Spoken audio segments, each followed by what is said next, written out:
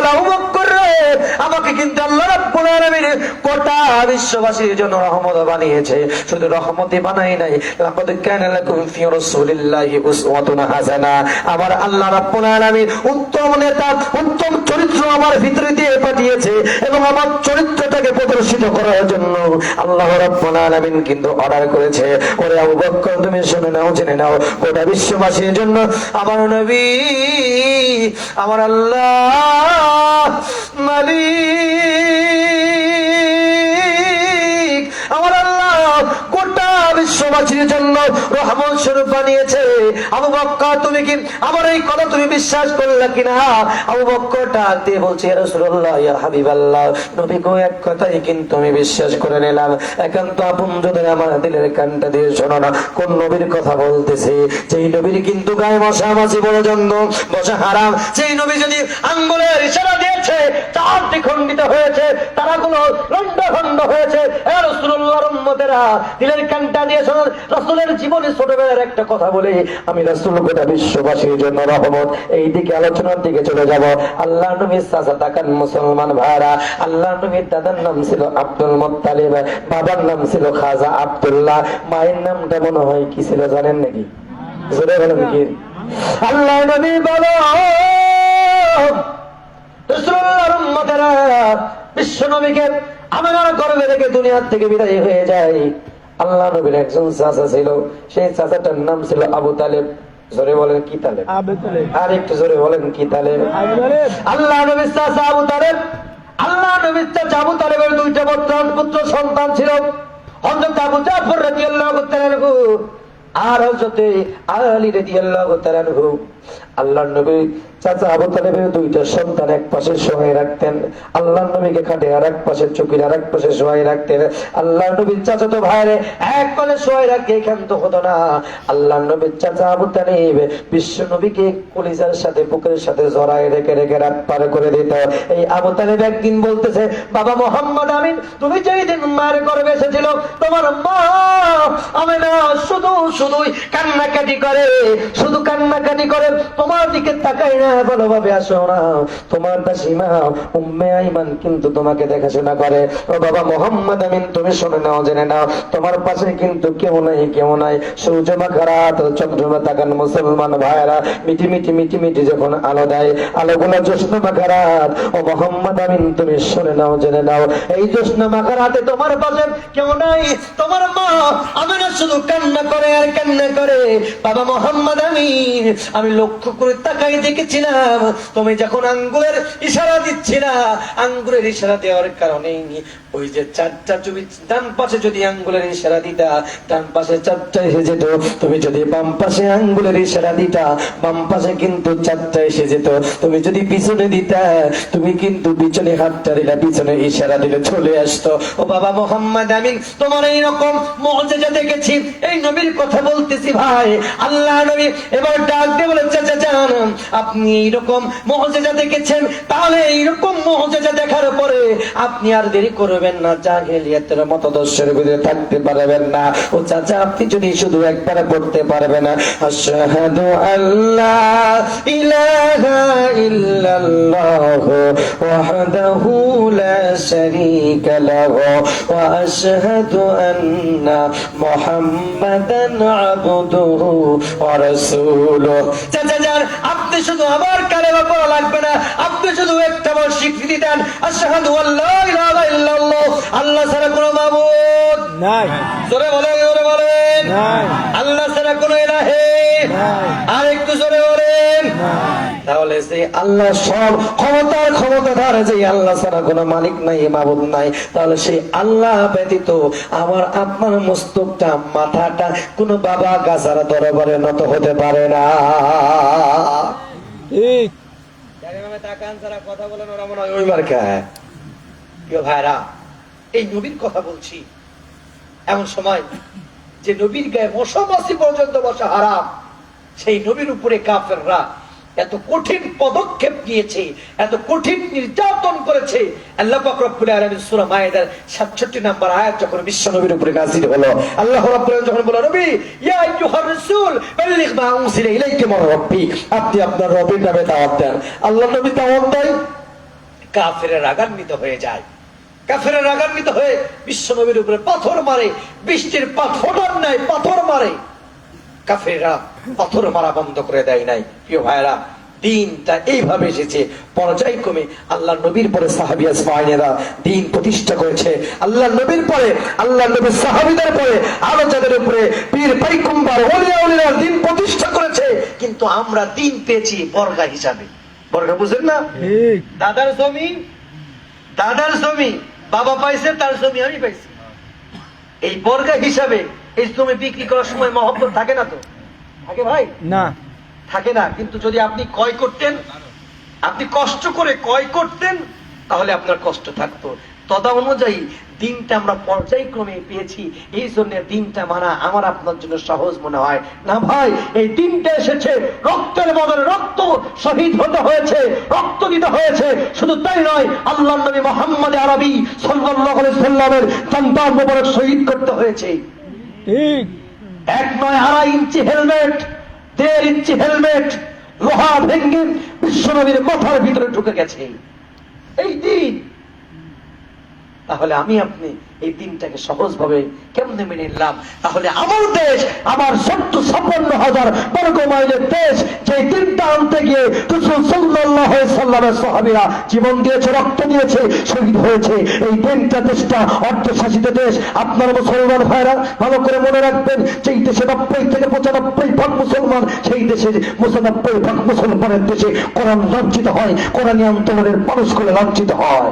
ঠিক জাতির কপালে কিছু আছে? রাসূল বলছে, আমি যখন রাসূল দুনিয়ায় থাকবো না, সেই সময় জাতির তাইবা হিসাবে কাজ করবে আলেম ওলামারা। কিন্তু আজকে দেখেন, চোর গুন্ডারা রিসেন্টলি জুলাই আগস্টের আগে চোর গুন্ডারা রাস্তায় ঘুরে বেড়ায়, কিন্তু আলেমেরা রাস্তায় ঘুরতে পারতো না। জোরে বলেন না, পারতো না। আমরা যখন মাহফিল শেষ করে বাড়ি যাইতাম, লিফলেট নিয়ে যাইতাম, দফায় দফায় আমাদের বলা হতো, গাড়িকে প্রোটেকশন দিত, সামনে পুলিশগুলো পাঠা দিত, হুজুর কোথায় থেকে আসতেন, কর্তৃপক্ষকে ফোন দেন, আপনার পোস্টার দেখান না কেন? কেন আপনাকে পোস্টার দেখাতে হবে? 90% মুসলমানের দেশ। এদেশে কোরআনের কথাগুলো এক সময় বলতে দেওয়া হতো না, বাধা দেওয়া হতো। কথা বলেন ঠিক কিনা? প্রিয় ভাইরা, যেই দেশে তেলের দাম আর ঘিয়ের দাম এক হয়, সেই দেশে শান্তি থাকে না? থাকে না। আসেন, কথাই কথা বেড়ে যায়, অনেক কথা বলছি, আর সেদিকে যেতে চাচ্ছি না। আমি আমার আলোচনার ফিনিশিং এর দিকে যেতে চাচ্ছি ইনশাআল্লাহ। আমার ভাইয়েরা, আমার বাবা ছিল, আমার ভালো করে নজর দেন। দ্বীন ইসলামটা আমার আপনার মারা কিন্তু ফরজ। আমার একান্ত আপনজনের আমার দিলের কানটা দিয়ে শোনেন, ইন্নাদ দীন ইনদাল্লাহিল ইসলাম। ইসলাম কিন্তু মনোনীত ধর্ম জীবন ব্যবস্থা। এই ধর্ম জীবন ব্যবস্থা প্রতিষ্ঠিত করার জন্য আকিমুস সালাত, এই মুসলমান ভাইরা, নামাজ কায়েম করার জন্য আমার আপনার যতটুকু দায়িত্ব না, তার চাইতে ততটুকু দায়িত্ব রাষ্ট্রীয় পর্যায়ে যারা আছে তাদের দায়িত্ব কিন্তু নামাজের বিল পাস করা। আমার একান্ত আপনজনের আমার দিলের কানটা দিয়ে শুনে না, আল্লাহ নবী মায়ের নবী মুহাম্মদ আরবি সাল্লাল্লাহু আলাইহি সাল্লামের দিকে তাকায় দেখেন, আল্লাহ নবীর মা, আল্লাহ নবী গোটা বিশ্ববাসীর জন্য রহমত। আমার ভাইরা, কাফেররা বিশ্বাস করে না, একান্ত আপনজনের আমার আল্লাহ নবী মুহাম্মদ আরবি আবু বকরকে বলল, আবু বকর, গোটা বিশ্ববাসীর জন্য তো আমাকে রহমত স্বরূপ বানিয়েছে, তুমি কি বিশ্বাস করা? আবু বকর বলছে, ইয়া রাসূলুল্লাহ, ইয়া হাবিবাল্লাহ, আমি এক কথাই বিশ্বাস করে নিলাম। আমার ভাইরা, আমার বাবা ছিল, আমার আবু জেহেলের কাছে এই কথাটা যখন পৌঁছে যায়, আবু জেহেল বিশ্বাস করে না, আবু লাহাব বিশ্বাস করে না, উতবা সাইবা কেউ বিশ্বাস করে না। ও রাসূলুল্লাহর উম্মতেরা, বগুড়ার মুসলমানরা, আপনাদের কাছে জানতে চাই, আল্লাহ নবী গোটা বিশ্ববাসীর জন্য রহমত, এইটা আমি আপনি বিশ্বাস করি কি করি না? করি। জোরে বলেন, করি কি করি না? করি। আল্লাহ নবী মা, নবী রাহমাতাল লিল আলামিনের মা। এই মুসলমান ভাইরা, এই হাদিসটা কিন্তু বললেই ক্লিয়ার হয়ে যাবেন, আল্লাহ নবী গোটা বিশ্ববাসীর জন্য কেমনে রহমত হয়, আল্লাহ নবী গোটা বিশ্ববাসীর জন্য কেমনে রহমত স্বরূপ। আল্লাহ নবীর মা আমেনা ডাক দেবে, এই পৃথিবীর মানুষ, তোমরা শুনে নাও, জেনে নাও, আমি আমার কথাটা আপনাদের সামনে উপস্থাপন করতেছি আপনাদের শিক্ষা দেওয়ার জন্য। আল্লাহ নবীর বাবার নাম কিন্তু খাজা আব্দুল্লাহ, মায়ের নাম হলো আমেনা। আল্লাহ নবীর মা, আল্লাহ নবীর মা আমিনার গর্ভে যখন আল্লাহ নবী ছিল, সেই সময় কিন্তু আল্লাহ নবীর বাবা ব্যবসার বাণিজ্যিক কাফেলা নিয়ে যাওয়ার সময় আল্লাহ নবীর বাবা কিন্তু দুনিয়া থেকে বিদায় হয়ে চলে গেছে। আল্লাহ নবীর মা ডাক দিয়ে বলছে, এ দুনিয়ার মুসলমান মুসলমান, তোমরা দিলের কানটা দিয়ে শুনে রাখো, আমার মোহাম্মদ আমিন যেই দিন আমার গর্ভে এসেছিল, 1 মাস 2 মাস 3 মাস যখন হয়ে যায়, ভালো করে নজর দেন, 1 দিন 2 দিন 3 দিন হয়ে যায়, আল্লাহ নবীর মা, আল্লাহ নবীর মা ডাক দিয়ে বলে, পৃথিবীর মানুষ, আমার মোহাম্মদ আমিন আমার যেই দিন গর্ভে এসেছিল, সেই গর্ভে আসার পরে আমি যখন রাস্তায় বের হতাম, এটা কিন্তু আল্লাহ নবীর মার কথা। আল্লাহ নবীর মা বলে, আমি যখন রাস্তায় বের হতাম, এই রাস্তায় বের হওয়ার সময়, আমি রাস্তায় বের হওয়ার পরে আমি লক্ষ্য করে তাকাই দেখতাম, আমি লক্ষ্য করে তাকাই দেখতাম, মানুষগুলা রোদের তীব্র গরমের কারণে মৌসুমে ঘামগুলো টোয়ে টোয়ে জমিনের ভিতরে পড়তেছে, কিন্তু আমি আমিনা যখন রাস্তায় বের হতাম, আমি আমিনা রাস্তায় বের হওয়ার সময় আমি লক্ষ্য করে তাকাই দেখতাম, আমি আমিনার মাথার উপরে 1 খণ্ড মেঘ এসে ছায়া করে দিচ্ছে। বলেন সুবহানাল্লাহ। আর একটু জোরে বলেন না দাদু ভাই, সুবহানাল্লাহ। রাসূলুল্লাহর উম্মতেরা, একান্ত আপনজনেরা, আমি আগেই বলছি, চোখের পানি ধরে রাখতে পারেন না। আল্লাহ নবীর মা ডাক দিয়ে বলে, আমার শিশু মুহাম্মদ আমার গর্ভে আসার পরে আমি রাস্তায় বের হতাম, 1 খণ্ড মেঘ এসে ছায়া করে দেয়। শুধু তাই নয়, এতটুকুই একান্ত না, আমি যখন রাস্তায় বের হতাম, আমার শাশুড়ি আম্মা আমাকে ডেকে ডাক দিয়ে বলে, ওরে আব্দুল্লাহর বউ, তুমি কেন পারফিউম সান মেখে মেখে কেন কেন তুমি বাহিরে বের হও? আমি শাশুড়ি আম্মাকে বলেছিলাম, আম্মা জান, আমি কোন সেন্ট পারফিউম মেখে রাস্তায় বের হই না, আমি তার শিশু, আপনার নাতি যেই দিন থেকে আমার গর্ভে এসেছিল, সেই দিন থেকে কে যেন আমার শরীরের ভিতরে মিশকে আম্বরের গন্ধ ছড়াই দিচ্ছিল। সুবহানাল্লাহ। একান্ত আপনজনের আমার রাসূলুল্লাহর উম্মতেরা গো, দিলের কানটা দিয়ে শুনুন, আল্লাহ নবীর মা বলে, এতটুকুই ক্ষান্ত না, আরো ডাক দিয়ে বলেন, আমার শিশু সন্তান মোহাম্মদ আমিন যেই দিন আমার গর্ভে এসেছিল, আমার গর্ভে আসার পরে রাস্তায় বের হতাম, রাস্তায় বের হওয়ার পরে আমার পাটা যখন কাটার উপরে পড়তো, কাটার উপরে পড়ার কারণে কাটা আর কাটা থাকতো না, কাটাটা কিন্তু ফুলে রূপান্তরিত হয়ে যেত। দুনিয়ার মুসলমান, বগুড়ার মুসলমান, দিলের কানটা দিয়ে শোন, আল্লাহ নবীর পা ডাক দিয়ে বলে, আমার পাটা যখন পাথরের উপরে পড়তো রে, এই পাথরের উপরে পড়ার সময়, ও রাসূলুল্লাহর উম্মতেরা, পাথরের উপরে পড়ার সময় এই পাথরের পাথর থাকতো না, পাথর গুলাকে যেন ফুলে রূপান্তরিত করে দিত। শুধু তাই নয়, আল্লাহ নবীর মারও ডাক দিয়ে বলে, আমি যখন কূপের কাছে পানি আনতে যেতাম, পানি আনতে যাওয়ার পরে তাকাই দেখতাম কূপের পানি একদম নিম্ন তলদেশে অবস্থান করতেছে, মানুষগুলো একটা রশিতে পেঁচায়া পেঁচায়া পেঁচায়া কূপের পানি নিম্ন তলদেশ থেকে উত্তোলন করতেছে, কিন্তু আমি না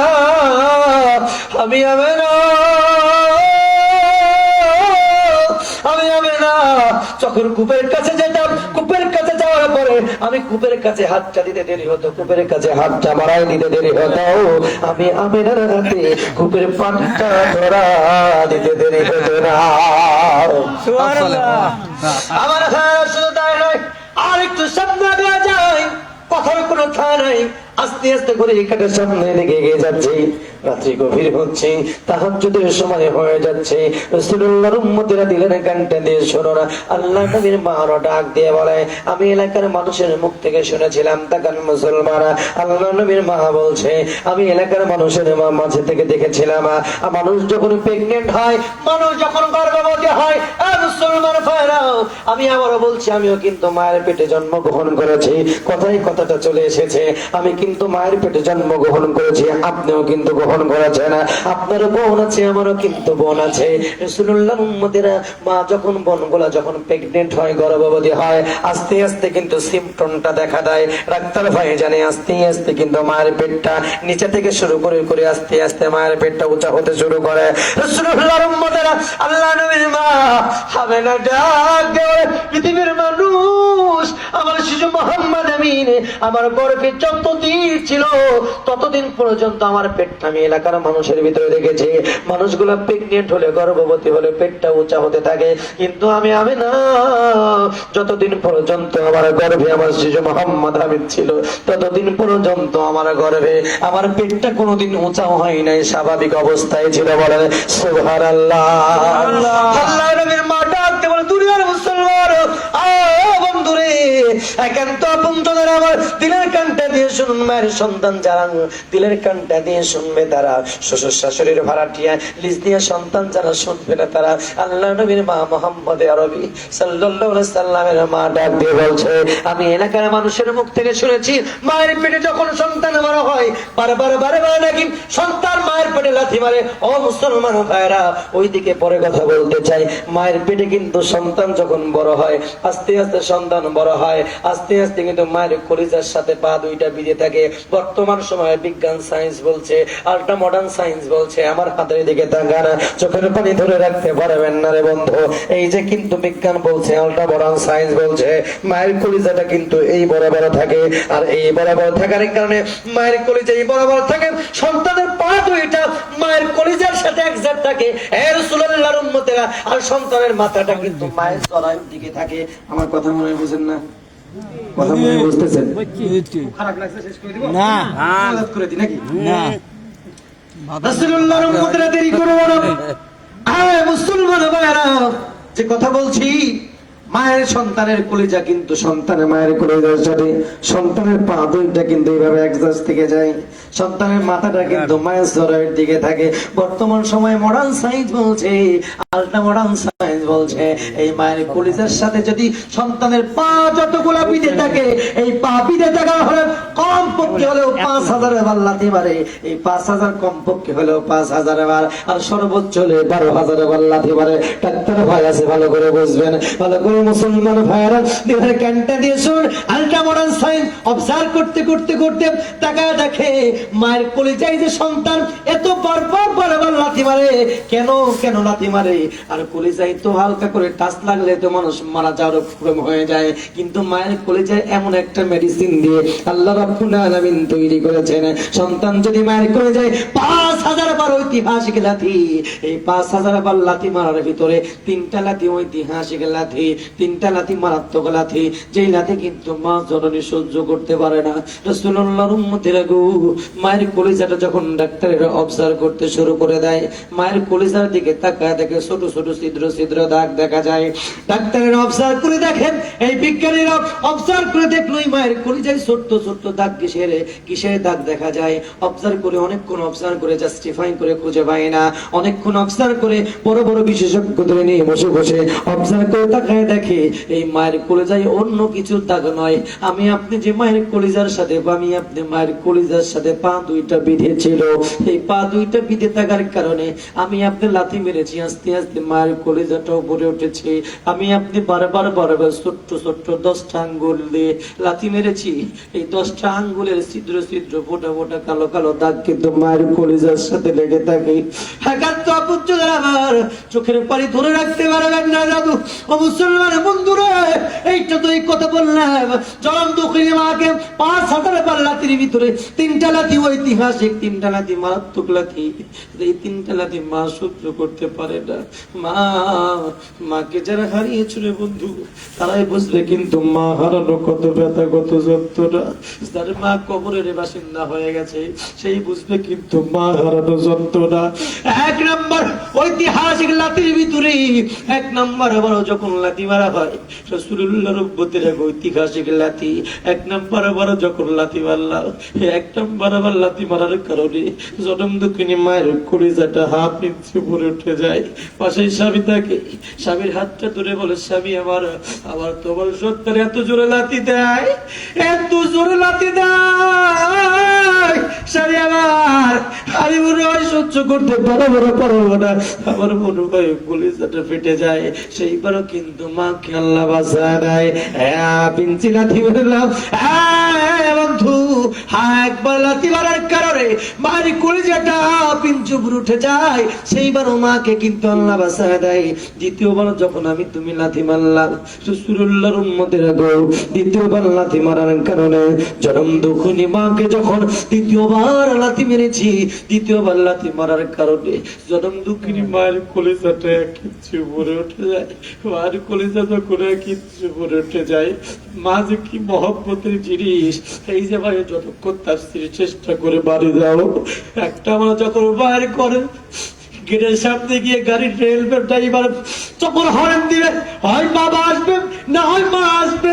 আমার ভাইরা, আমার ওয়াজের জগতে যতদিন আমি হর্ন দিয়েছি, গাড়ির ড্রাইভার হর্ন দিয়েছে, বিশ্বাস করেন অন্য মানুষ ভাইও আসে নাই, বোনও কিন্তু আসে নাই, হয় আব্বা এসেছে নাইলে মা এসেছে। একান্ত আপন জোরে আবার দ্বিতীয়বার লাথি মারলা। বন্ধুরে, দ্বিতীয়বার লাথি মারার কারণে মায়ের কলিজাটা হাতে চুবড়ে উঠে যায়। জনম দুঃখিনী মা গলা কেটে মুরগির মতো এই পার থেকে এই পাল্লা পাইতে থাকে। স্বামীর হাতটা ধরে স্বামী আমি বাঁচবো না, সেইবারও আল্লাহ বাঁচা দেয়। সন্তানের মাথাটা কিন্তু জরায়ুর দিকে থাকে। আমি আগেই বললাম, সর্বশেষ লাথি যখন মায়ের কোলে যায় লাথি মারা হয়, লাথি মারার কারণে আর রাসূলুল্লাহর উম্মতেরা তোমারে আমি কি দিয়ে বুঝাই, যখন 3 নাম্বার বার যখন লাথি মেরেছি, এই লাথি মারার কারণে মায়ের ডিম্বাণু ফেটে গেছে, মায়ের জরায়ুর মুখটা ফেটে গেছে। মা বালতির পরে বালতি রক্ত জমিনের মধ্যে জড়ায় গে। জরা দুঃখিনী মা, মেতরিনী মা, পুত্রিনী মা, মা মা মায়ের জরায়ুর মুখটা ফেটে যায়। জনম দুঃখিনী মা বালতির পরে বালতি রক্ত জমিনের মধ্যে জড়ায় দেয়। জনম দুঃখিনী মা রক্ত যখন জমিনের ভিতরে জড়ায় দেয়, আমি তুমি যখন উম্বা গুম্মা চুয়া করে কেঁদেছি, দাসী বোনগুলাকে ডাক দিয়ে বলে, বোন রে, আমার সন্তানটাকে একটু দাও না, আমার সন্তানের চাঁদমাকা চেহারা মুখটা একটু দেখে নি। রাসূলুল্লাহর উম্মতেরা তোমারে আমি কি দিয়ে বুঝাবো? যার মা হারিয়েছে সেই ভালো করে বুঝবা, যার মা হারাই নাই সেই ভালো করে বুঝতে পারবা না। রাসূলুল্লাহর উম্মতেরা সন্তান মা যখন সন্তানের চেহারার দিকে তাকায়, সন্তানের চেহারার দিকে তাকায়া তাকায়া সন্তানের চেহারার দিকে তাকায়, সন্তানের ঠোঁটে রক্ত মাখা ঠোঁটে একটা চুমা দেয়, সন্তানের রক্ত মাখা গালে একটা চুমা দেয়, ডান গালে একটা চুমা দেয়, বাম গালে একটা চুমা দেয়। এমন সময় দাসী বোনগুলা থাকে, বোন রে, তুমি যে তোমার সন্তানের ঠোঁটে চুমা দিলা, গালে চুমা দিলা, তুমি কি জানো না? জানো না তোমার সন্তানের বদরক্ত, তোমার সন্তানের বদরক্ত কিন্তু তোমার ঠোঁটে ভরে যায়, তোমার কানে ভরে যায়। এমন সময় জনম দুঃখিনী মা, দাসিনীর মা, জনম দুঃখিনী মা ডাক দিয়ে বলে, বোনরে, আল্লাহ রাব্বুল আলামিন বৈবাহিক জীবনে 10টা বছর আমাকে কোন সন্তান দেয় নাই, আমাকে 10টা বছর আমাকে আল্লাহ সন্তান দেয় নাই। কত মানুষ আমাকে বন্দা বলেছে, কত মানুষ আমার চেহারার দিকে তাকাইলে, কত মানুষ আমার চেহারার দিকে তাকাইলে ব্যবসা বাণিজ্য যায় নাই। বন্ধুরে, তুমি শুনে নাও, জেনে নাও, আজকে যত মানুষ যতগুলো কথা বলেছে, যত নিন্দুকেরা নিন্দের কথা বলেছে, যত নিন্দুকরা খারাপ কথা বলেছে, আমি সমস্ত খারাপ দৃষ্টান্ত, খারাপ কথা, নিন্দুকের কুচক্রিমূলক কথা, আমার স্বামীর নির্যাতন, আমার শাশুড়ির নির্যাতন, সমস্ত নির্যাতন আমি ভুলে গেলাম। আমার সন্তানের কলিজাটা, আমার সন্তানের চাঁদা মাখা চেহারাটা দেখে, আমার সন্তানের চাঁদা মাখা চেহারাটা দেখে আমি মা, আমার কলিজাটা ঠান্ডা হয়ে গেছে। বলেন আল্লাহু আকবার। আর একটু জোরে বলেন না আল্লাহু আকবার। প্রিয় ভাইরা, ভালো করে নজর দেন। এই সেই মা, বুঝছেন কি, আমার মাহফিল কুষ্টিয়াতে ছিল, খুব রাগ করতেছেন, শেষ করি এই কথা। কয়টা দিন আগে আমার আব্বা অসুস্থ ছিল, আমার মাহফিল ছিল কুষ্টিয়াতে, কুষ্টিয়া কুমারখালী, হসপিটালে ভর্তি রেখে চলে গেছিলাম, মন টানে না। তারপরে কর্তৃপক্ষ রিকোয়েস্ট, গেলাম, স্টেজে যাব, বিশ্বাস করেন বাস্তব জীবন থেকে কথা বলছি, স্টেজে যাব, এমন সময় আব্বার ফোন চলে গেল, কথা বলছি, শুধু আব্বা একটা কথা বলেছে, আমার ছোট ভাইয়ের সাথে ছিল, শুধু একটা কথা বলেছে, আমাকে বলছে, বাবা শরীরটা ভালো যাচ্ছে না, মনে হয় আমি বাঁচবো না। কসম আল্লাহর, কোরআন হাতে নিয়ে কথা বলছি, আমি যে কি ওয়াজ করেছি, কি বলেছে আমি নিজেও বুঝতে পারি নাই। শুধু এতটুকু কথা চিন্তা করলাম, আল্লাহ এই কথাই যদি এরকম ধৈর্যহীন হয়ে যায়, আব্বা মারা গেলে কি করব, মা মারা গেলে কি করব। এজন্য আসেন, এই মা দেখেন মুসলমান ভাইরা, এই আব্বা তো আপনার মতোই সুদর্শন ছিল। আপনার আব্বা আপনার জীবন জীবিকা পার করতে গিয়ে তার শরীর বডি টাক্সারটাকে নষ্ট করেছে, রিক্সা চালিয়ে, ভ্যান চালিয়ে, জমিতে জন্মজুর খেটে, শুধু আপনার চেহারার দিকে তাকিয়ে, আপনাকে ম্যাচুরিট করার জন্য, আপনাকে শিক্ষিত পার্সন বানানোর জন্য আপনার বাবা সবকিছু স্যাক্রিফাইস করেছে। তাইলে প্রিয় ভাইরা, এই আব্বাকে কষ্ট দেওয়া যাবে না। এই যে জানি ভাবে কয়েকজন বললো, আর পিছনে গুলা বলেই না, ওরা মনে হয় জবানে সুপার মনে আটা মারছে, ভাবির থেকে পারমিশন নেওয়া লাগবে। বলেন তো আব্বা আম্মাকে কি কষ্ট দেওয়া যাবে? না। জোরে বলেন যাবে? না। রাসূল বলছে হুমা নারুকা হুমা জান্নাতুকা, এই মা বাবা তোমার জন্য জান্নাত, এই মা বাবা তোমার জন্য জান্নাত। জাহান্নাম। ওয়াকাদা রাব্বুকা আল্লা তা'বুদু ইল্লা ইয়্যাহু ওয়া বিল ওয়ালিদাইনি ইহসানা। আল্লাহ রাসূলের পরে ইহসান পূর্ণভাবে কার সাথে কথা বলবেন? আব্বা আম্মার সাথে না শ্বশুর শাশুড়ির সাথে? জোরে বলেন। আব্বা আম্মা। দেখবেন অনেক সওয়াল পাল আছে আপনাদের এলাকায়, না আমার এলাকায় আছে, অনেক সালবার আছে বিয়ে করার পরে আব্বাকে আব্বা বলে না, আম্মাকে আব্বা বলে না, এরকম আছে? আছে। জোরে বলেন আছে? আছে। বিয়ে করার পর শ্বশুর হয়েছে আব্বা জান, শাশুড়ি হয়েছে আম্মা জান, বিয়ে করছে একটা নূরজাহান, ও এখন জানের জান পরানের পরান। ঠিক। কথা বলেন না কেন? ঠিক। অনেকে বলে বাবা হয়েছে বুড়া, বাবার পিঠে মারো বুড়া, মা হয়েছে বুড়ি, মায়ের পিঠে মারো বুড়ি। আজকে দুইটা ডায়লগ দিয়ে যায়, ডায়লগ দুইটা মনে রাখবেন। মা সেই দিনও কেঁদেছিল সন্তান ভাত খায় না বলে, মা সেই দিন কেঁদেছিল সন্তান ভাত খায় না বলে, মা আজও কাঁদে সন্তান ভাত হয় না। বাস্তব না ভাই? ঠিক। বাস্তব কথা তো। মা কেঁদেছিল সন্তান ভাত খায় না, আজ কাঁদে চার ভাই, মায়ের কাছে জায়গা হয় না। বড় ভাই বলে তুই 1 মাস রাখবি, মেজো ভাই বলে তুই 1 মাস রাখবি, লটা বলে তুই 1 মাস রাখবি, ছোটটা বলে তুই 1 মাস রাখবি। আমি আপনার কাছে প্রশ্ন করতে চাই, মায়ের পেটের ভিতরে 10 মাস 10 দিন, 9 মাস 10 দিন, যতদিন আপনি ছিলেন, আপনার মা তো একটা বারের জন্য আপনার আব্বাকে বলে নাই, এ রহিমের আব্বা তোমার সন্তানকে রাখতে পারতেছি না, একটা মাস তুমি তোমার সন্তানকে রাখো। যদি মা এই ভাব না করতে পারে, তুমি কেমনে এই ভাব করো? বিবেক দিয়ে কাজ করবেন।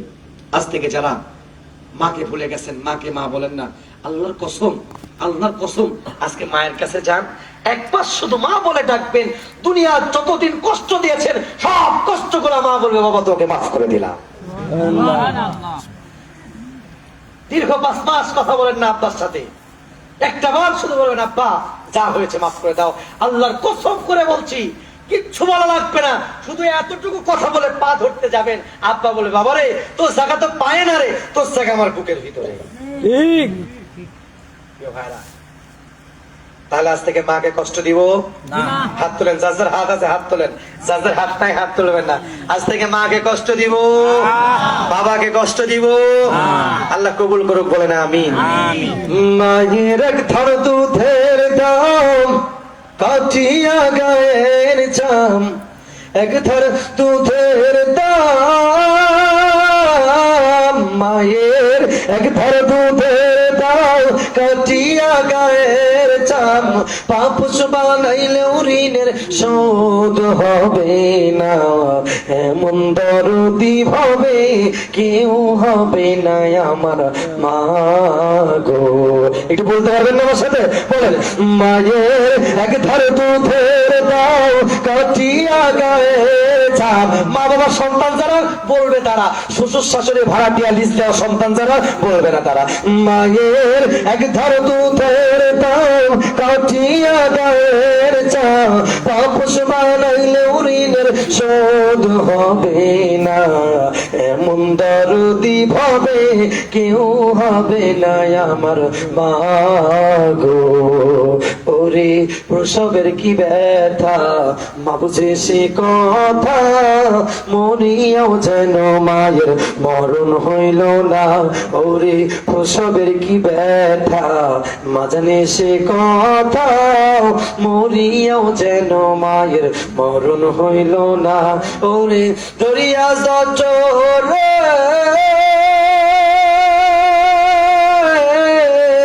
দরিয়া জটরে কত কষ্ট করে, দরিয়া জটরে কত কষ্ট করে, 10 মাস 10 দিন পরে পেল বেদনা, এমন দরদি ভাবে কেউ হবে না আমার মা গো।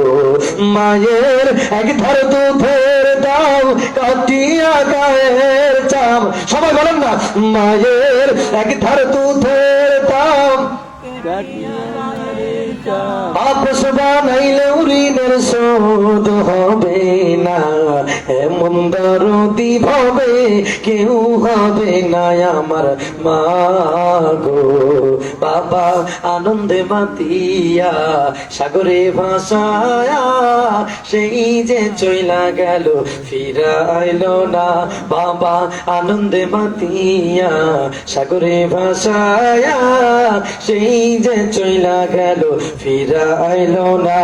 ওরে ধরিয়া সন্তানের গায় অকালে মা পান হারায়, ধরিয়া সন্তানের গায়, ধরিয়া সন্তানের গায় অকালে মা পান হারায়। 10 মাস 10 দিন পরে পেল বেদনা, এমন দরদি ভাবে কেউ হবে না আমার মা গো।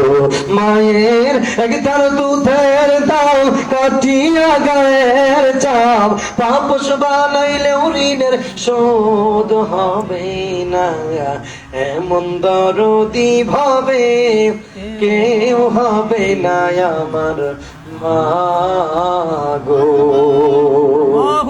একটু জিকির লা ইলাহা ইল্লাল্লাহ লা ইলাহা ইল্লাল্লাহ। একটু বলি দেন না ভাই, হাই রে জিকিরের সাইজ মনে হয় যদি জিকির দেন শয়তান মনে হয় ফুল তুলতে হবে। জোরে বললেন লা ইলাহা ইল্লাল্লাহ, জোরে লা ইলাহা ইল্লাল্লাহ, লা ইলাহা ইল্লাল্লাহ, আল্লাহ আল্লাহ আল্লাহু লা ইলাহা। জোরে কেউ জবান বন্ধ রাখবেন না, আমার প্রতি রাগ হতে পারে, আমার আলোচনা ভালো নাও লাগতে পারে, আল্লাহর প্রতি কারো রাগ আছে নাকি? না। জোরে বলেন আছে? না। লা ইলাহা ইল্লাল্লাহ, আল্লাহ আল্লাহ আল্লাহু লা ইলাহা।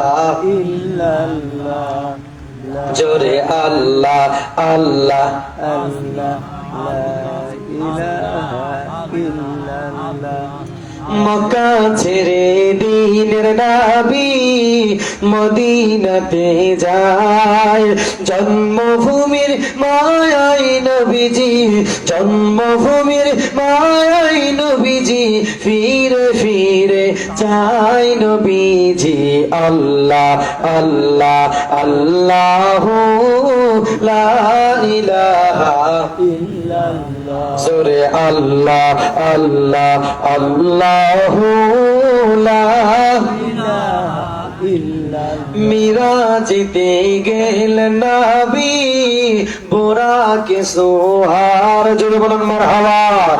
মিরাজতে গেলেন নবী বোরাকে সোহার, আসমান জমিন করলেন ভ্রমর, আসমান জমিন করলেন ভ্রমর, নূর নবী আমার নবীজি। আল্লাহ আল্লাহ আল্লাহু লা জোরে আল্লাহ আল্লাহ লা ইলাহা ইল্লাল্লাহ মুহাম্মাদুর রাসূলুল্লাহ সাল্লাল্লাহু আলাইহি সাল্লাম। আমার ভাইয়েরা খুব রাগ করছেন না, এই ছেলেগুলো কথা কয় না, মনে হয় কি ওরা মনে হয় কি ডক্টর ইউনূসের লোক নাকি? কথা কন নাকি হাসিনার দলের লোক? হাসিনা ভাই সামনে আছে, 16 আগস্টে বাবা চলে গেল, আমার চাচা একজন আওয়ামী লীগ করে, বড় লিডার, চাচাকে এরকম করতেছে, এরকম ঝুল মারতেছে। কি হয়েছে ঝুল মারেন কেন? খুব বিপদে আছি বা, খুবই বিপদ। কি বিপদে? বুঝো না, কম না কেন? খুবই বিপদ। কি বিপদ?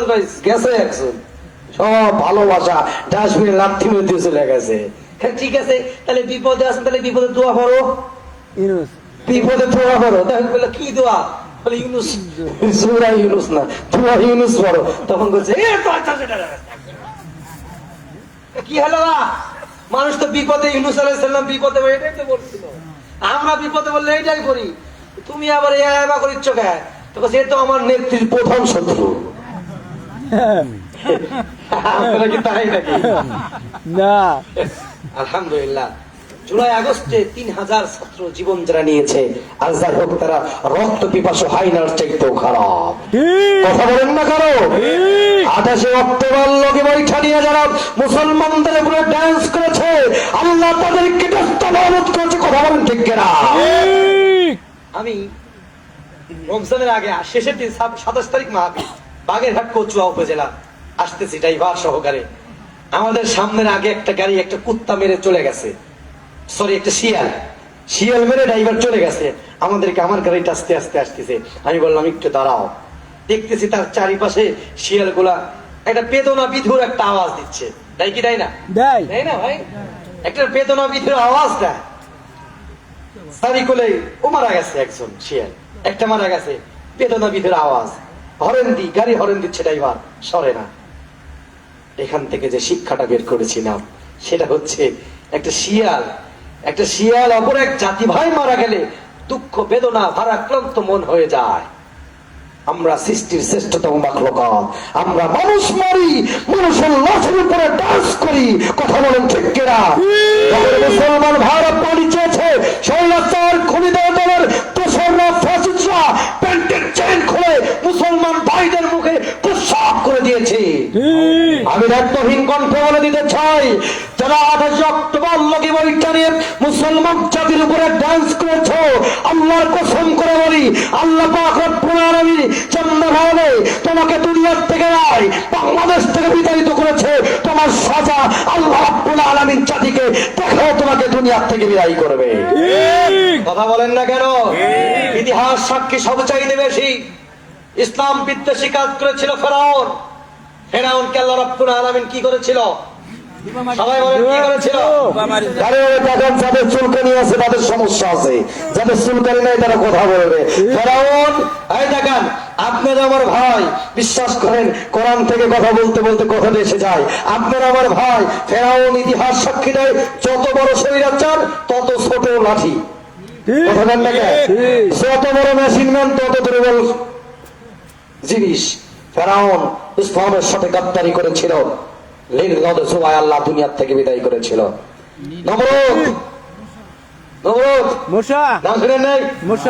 আমার একজন মশা আছে, খুব মশা। মশা কি মশা? আমার এলাকায় মশা কয়। কি মশা? 11-12 বছরের শিশু বাচ্চাদেরকে মুছ উঠে নাই, দাড়ি উঠে নাই। আল্লাহ নবীর কাছে এসে বলে, ইয়া রাসূলুল্লাহ, আল্লাযীনা ইয়াকাতিলুনা ফিস সাবিলিল্লাহ, আল্লাহর জমিনে আল্লাহর দ্বীন প্রতিষ্ঠিত করার কাজ করতে হবে। নবী গো, আমি শুনেছি আপনাকে সবচাইতে বেশি যিনি কষ্ট দিয়েছে সেই মানুষটার নাম হলো আবু জাহেল।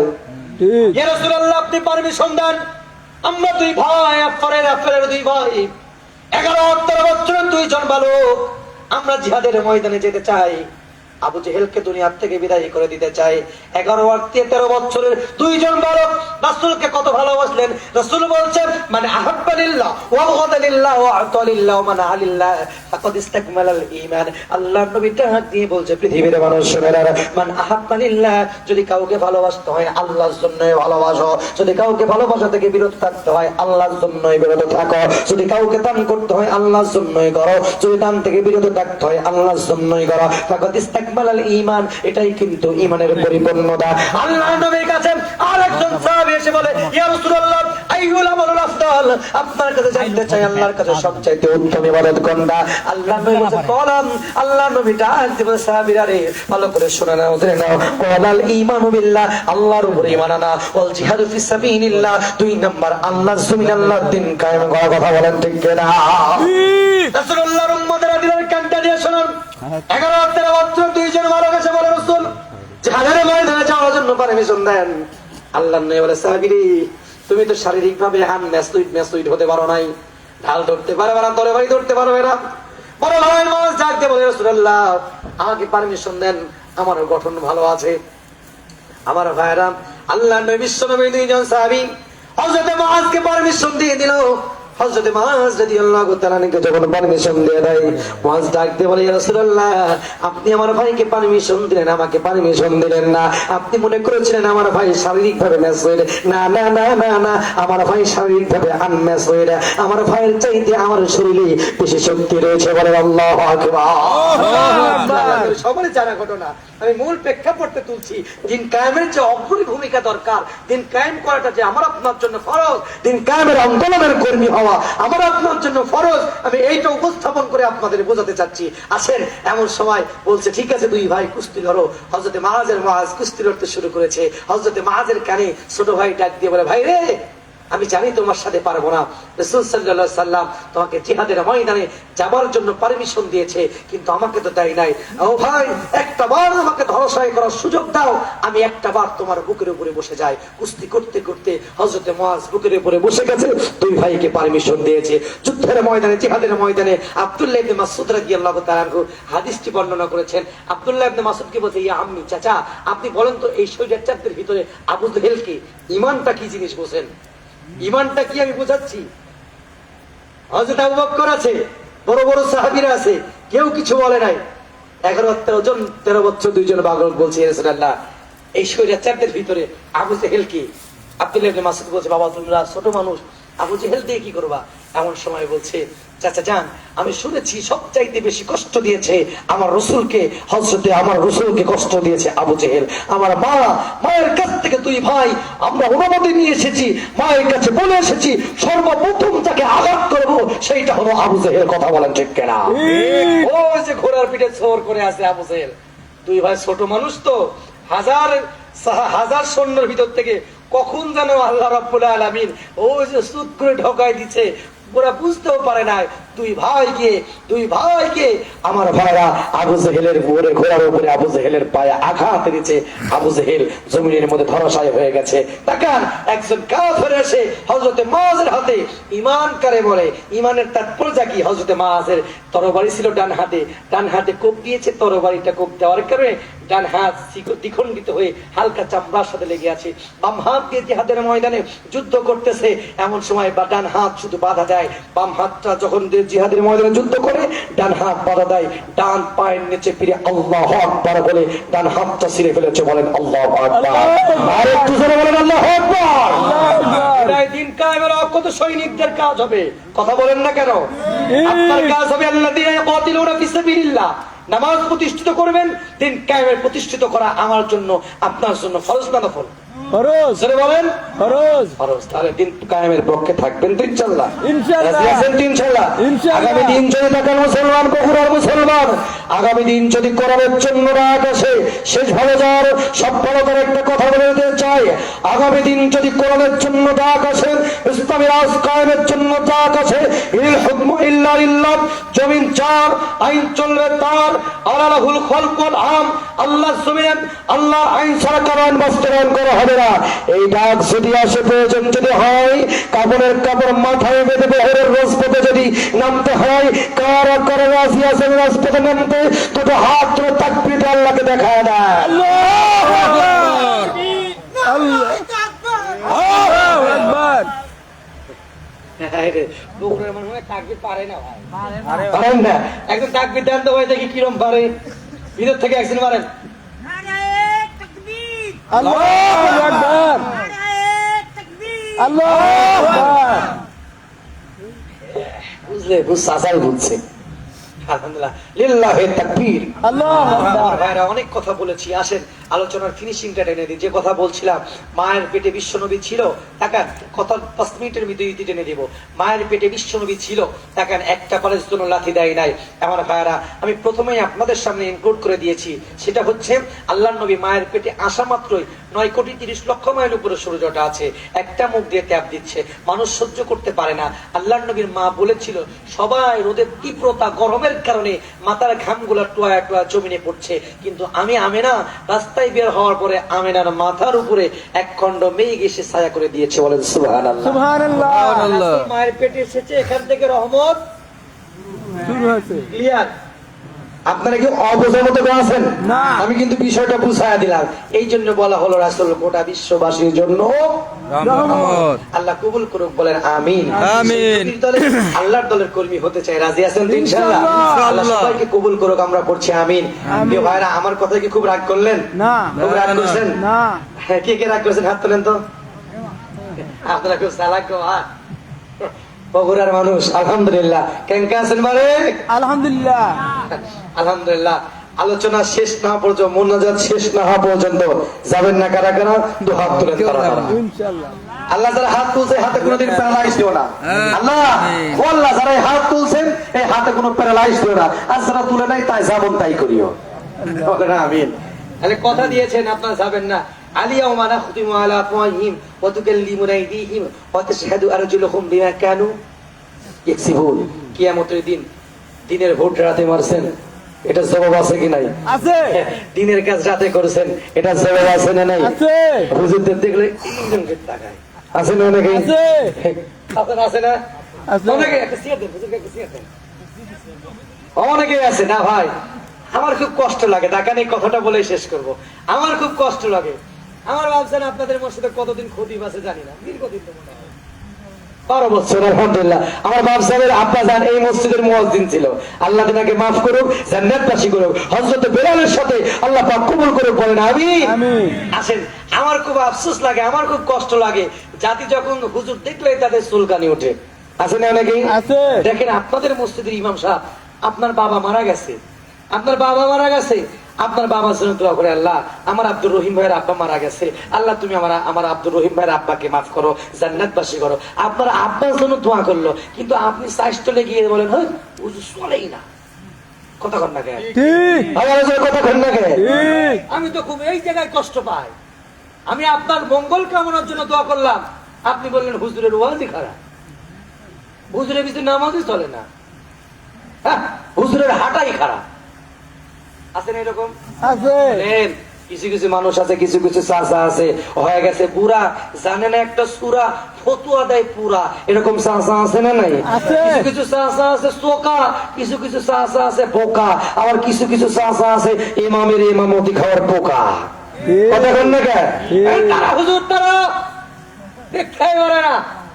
আবার দেখবেন কিছু কিছু হুজুর বলবে কি, দেখেন হুজুর আসতে গেলেও দোষ, জোরে গেলেও দোষ। কথা কন না কেন? দোষ। আসতে গেলেও দোষ, জোরে গেলেও দোষ। যদি আসতে যায় বলো দেখ কি ঠোপ ভরে কি খাও খাইছে রে, আর জোরে গেলে কি কারবারি দাওয়াত পাইছে। তাহলে আসতে গেলেও দোষ, সরে গেলেও দোষ, বিয়া করলেও দোষ, না করলেও দোষ, শৈল হলেও দোষ, না হলেও দোষ। যদি একটা দুটো তিনটে চারটা হয় তখন দেখবেন ও চাচা ফতুয়া দেয়। এ হুজুরের কমন সেন্স নাই, কাণ্ড জ্ঞান নাই, এ হুজুর রোহিঙ্গাদের মতো। কথা বল না কেন? আরে আপনার বিপক্ষে যদি আমার পক্ষে, আমার বিপক্ষে যদি কোনো কনফিউশন থাকে, কোশ্চেন থাকে, ডাইরেক্ট আমাকে বলতে হবে। বুলবুল ভাইকে বলে লাভ নাই তো, লাভ আছে? লাভ নাই। আজ থেকে ইনশাআল্লাহ কারো দোষ ত্রুটি হলে আমরা কাকে বলবো? যার দোষ তাকে বলবো। মানুষের কাছে বলবো না। জোরে বলেন না। শাস্ত্রে গিয়ে বলবো না যে হুজুর রাকিবুল ইসলাম জিহাদি কি ওয়াজ করছে সাই কিছুই বুঝে না। যদি আপনার কনফিউশন থাকে ডাইরেক্ট আমাকে ফোন করে বলবেন হুজুর আপনার এই বিষয়ে আমি কনফিউশন আছে। রাজি আছেন? ঠিক। আজ থেকে এইটা পালন করবেন তো ইনশাআল্লাহ? ইনশাআল্লাহ। আল্লাহ কবুল করুক, বলেন আমিন। আমিন। আচ্ছা, আপনার এলাকায় কি ওই যে কি বলে মানুষ একজন আর একজনের ব্যাপারে আমাদের নাটোরে বলে গীবত, আপনার এলাকায় কি বলে? গীবত। এই এলাকায় আছে না? আছে, আছে। ওরে বাবা, তাই নাকি? আছে। আল্লাহ রাসূলকে বলা হলো, আল্লাহ রাসূল বলছে সাহাবীরা তোমরা কি তোমার মৃত ভাইয়ের গোশত খাবা? না। সাহাবীরা বলছে রাসূলুল্লাহ কি বলেন? মা মুশকিলা কি বলতেছেন, মৃত ভাইয়ের গোশত কি খাইতে চায় না। সাহাবীরা বলছে না রাসূল খাবো না। যদি বলে রাসূল যে কথা বলে দিল, আল্লাহ নবী বলছে যদি মৃত ভাইয়ের গোশত খেতে চাও তাহলে একজন অপরজনের নামে গীবত আলোচনা শুরু করে দাও। মারাত্মক ভয় পাবো না। আল্লাহ কবুল করুক, আমরা বলছি আমিন। আর একটু জোরে বলেন আমিন। চলো ফেলে দেন, ঠিক আছে বুঝলেন রে, বাহ আলহামদুলিল্লাহ, লাগবে না কিছু টাকা লাগবে, আগামীর থেকে স্টেজে মাহফিল দিলে কিছু দিবেন। সম্মানিত প্রিয় হাজিরিন, আসেন, সব ভালো তার শেষ ভালো তার। বলেন তো এই মসজিদ কার ঘর? আল্লাহর ঘর। আরেকটু জোরে বলবেন। আল্লাহর ঘর। আমি বলবো মসজিদ কার ঘর, আপনারা দুইবার বলবেন আল্লাহর ঘর, আল্লাহর ঘর। হ্যাঁ, এই মসজিদ কার ঘর? আল্লাহর ঘর। আল্লাহ যারা হাত তুলে এই হাতে কি আল্লাহ, যারা হাত তুলছে এই হাতে কাবার গ্লাভ ধরায়, আর যারা হাত তুলে নাই সামন তাই করিও। কথা কথা দোয়া দুই প্রকার হয়, জান্নাতি নাই জাহান্নামী। আমি বলবো মসজিদ কার ঘর? যদি হাত থাকে, যদি হাত থাকে, বলেন আল্লাহর ঘর, আল্লাহর ঘর। এ মসজিদ কার ঘর? আল্লাহর ঘর, আল্লাহর ঘর। আল্লাহ যে এক, এটা আপনারা বিশ্বাস হয়? এক। অবিশ্বাস করেন না। কুল হুয়াল্লাহু আহাদ আল্লাহুস সামাদ লাম ইয়ালিদ ওয়া লাম ইউলাদ ওয়া লাম ইয়াকুল লাহু কুফুওয়ান আহাদ। কুল মানে বলো, আল্লাহ মানে আল্লাহ, আহাদ মানে এক, বলে সুবহানাল্লাহ। তাহলে মসজিদ কার ঘর? আল্লাহর ঘর। সুন্দর বললেন মসজিদ আল্লাহর ঘর, আল্লাহর ঘর। আমি এবার বলবো মসজিদ বানাইছে কে? আপনারা বলবেন আল্লাহ, নাকি? মসজিদ বানাইছে কারা?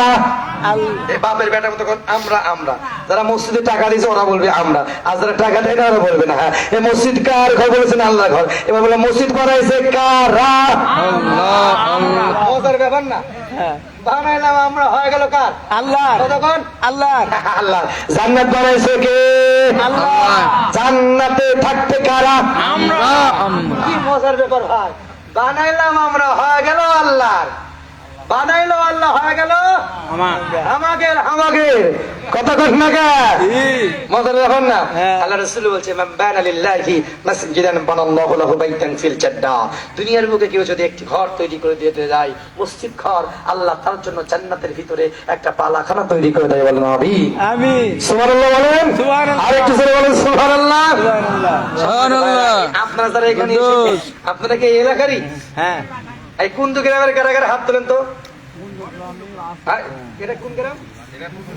পূর্ব সিংড়া। কোন এলাকার কারাগারা? পূর্ব সিংড়ার কারাগারা। এই মসজিদের আওতাধীন কারাগার, হাত তোলেন। এই কয়েছেন ওরে তে আবার আসো, কি হয়েছে? সৌদি সাহেব বিয়ে করে শ্বশুর বাড়ি চলে গেছে নাকি সব, নাকি বাড়ির থেকে শুনেছে? আচ্ছা, যারা এখানে এসে মাহফিল শুনবে তাদের দাম বেশি না বউলে যারা ঘুমাচ্ছে তাদের দাম বেশি? যারা মাহফিল কথা কন না কেন? আরেকটু জোরে কন। যারা শুনবে আচ্ছা, আপনাদের যে দাম বেশি, এই কথা কোরআনে আছে? আছে। কথা কন। আছে। قل هل يستوي الذين يعلمون والذين لا يعلمون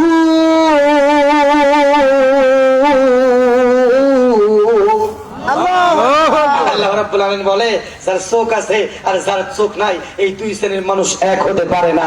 যারা কানা শোনে আর যারা কানে শুনে না, এই দুই শ্রেণীর মানুষ এক হতে পারে না। যারা বউলে ঘুমাচ্ছে ওরা, আর যারা কোরআনের মাহফিলে বসবে তারা, এরা কখনো এক হতে পারে না। বলেন পারে না।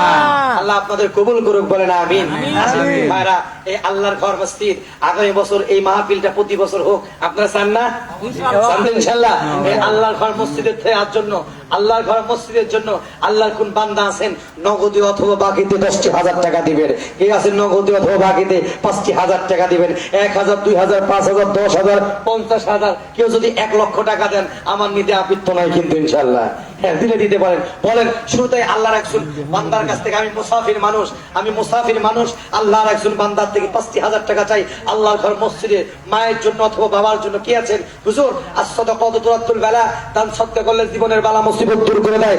বলেন মা বাবার জন্য 5,000 টাকা দিবেন। আল্লাহর কোন বান্দা আছেন আমি প্রাণ খুলে দোয়া করবো মুসাফির অবস্থায়? বলেন কি আছেন? কি আবার চলে যাচ্ছেন কেন? ও আচ্ছা, সরি।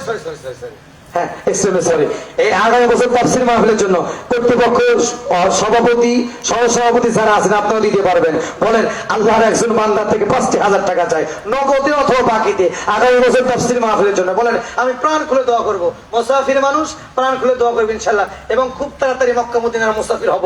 আপনারা জেনে দিবেন, আমি তার জন্য দোয়া করবো। বলেন 5,000 টাকা কে দিবেন আগামী বছর তাফসীর মাহফিলের জন্য? বলেন মায়ের সন্তান